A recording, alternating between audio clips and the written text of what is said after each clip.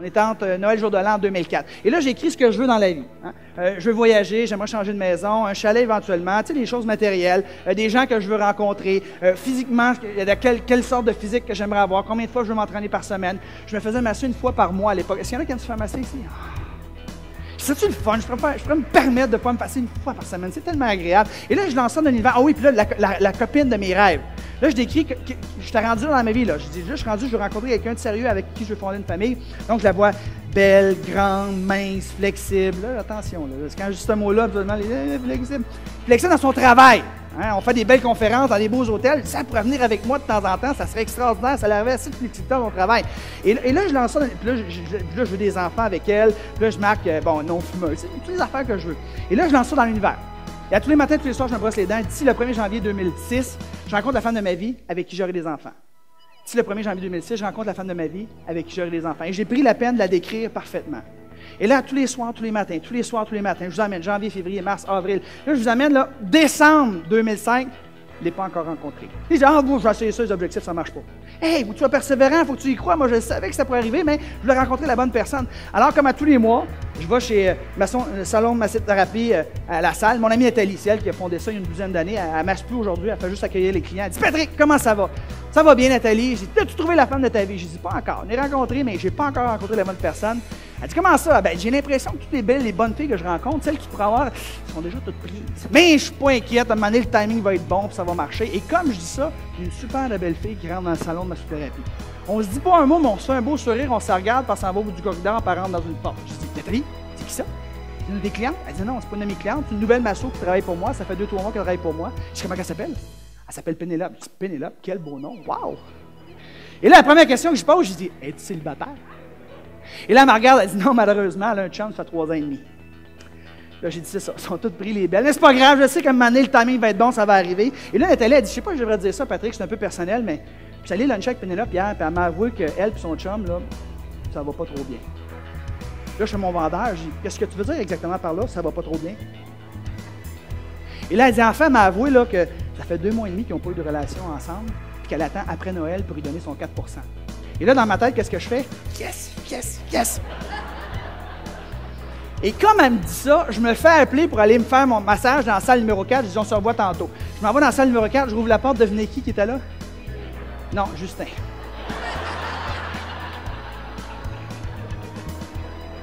Un gars! Plus! Justin me fait son massage, Nathalie appelle Pénélope à la réception, puis elle dit, Pénélope, mon chum Patrick, tantôt, il t'a trouvé super, il trouvait que tu dégageais une belle énergie, il aimerait peut-être te rencontrer, tu me dis que c'est pas mal fini avec ton chum, voici son portable, appelle-le quand tu veux. Le soir même, Pénélope, elle m'appelle, je suis dans ma voiture, je réponds, et là, on jase 20 minutes ensemble. Tu sais, tu jases avec quelqu'un pour la première fois, puis c'est comme si tu l'avais toujours connu, là. Ça coule, on rit, on a du fun. Je lui donne un rendez-vous 2 jours plus tard, le 22 décembre 2005, au Whisky Café, au Bernard et Saint-Laurent. J'arrive sur place, elle est assise, elle me donne 2 petits becs, on s'assoit tous les deux. Elle dit, avant de commencer, j'ai une question extrêmement importante à te poser. Je dis quoi? Elle dit, veux-tu des enfants? Méchante question. Hein? Première question. C'est comment ça tu me poses cette question-là? Elle dit, parce que j'étais avec un gars pas trop sérieux, il ne savait pas s'il en voulait, puis moi, j'en veux définitivement. Fait qu'avant de commencer n'importe quoi, je veux savoir si ça pourrait être sérieux éventuellement. Je dis, mazan que j'en veux, je suis rendu dans ma vie. Et là, on commence à jaser. 8h, 9h, 10h. Écoute, on passe 4 heures ensemble, on a du fun, c'est facile. Écoutez, ça a tellement bien cliqué que 2 jours plus tard, le 24 décembre 2005, Pénélope était déjà enceinte. Non, c'est une farce quand même. Wow! Wow! Non, mais j'aime ça atteindre mes objectifs, là, mais...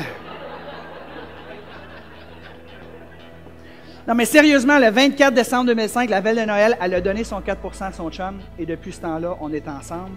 C'est la femme de ma vie. Ça a fait 6 ans qu'on a fait ensemble. On s'adore tous les deux. Vous aimeriez voir la photo qu'a regardé ma copine Pénélope? Elle est ailleurs ici, Pénélope. Lève la main, s'il te plaît. Lève la main. Elle est juste là, ici. Là. C'est là, elle est là, Pénélope. Alors, avec notre petit chien Jodé ici. Et ce qui devait arriver, arrivait.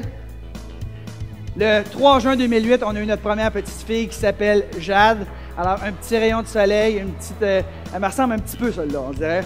Et Jade, elle tient beaucoup du père. Moi, j'ai aucune inquiétude à savoir que Jade va réussir de façon extraordinaire dans la vie, parce que déjà, elle a juste 3 ans, mais elle choisit très bien ses lectures, comme vous pouvez voir. Et faites attention quand vous demandez quelque chose à l'univers, hein, parce que l'univers, il vous écoute. 13 mois plus tard, Pénélope a donné naissance à notre deuxième fille. Alors, je vous présente bébé Kim, qui a l'air de ça aujourd'hui, qui, elle, ressemble beaucoup plus à maman.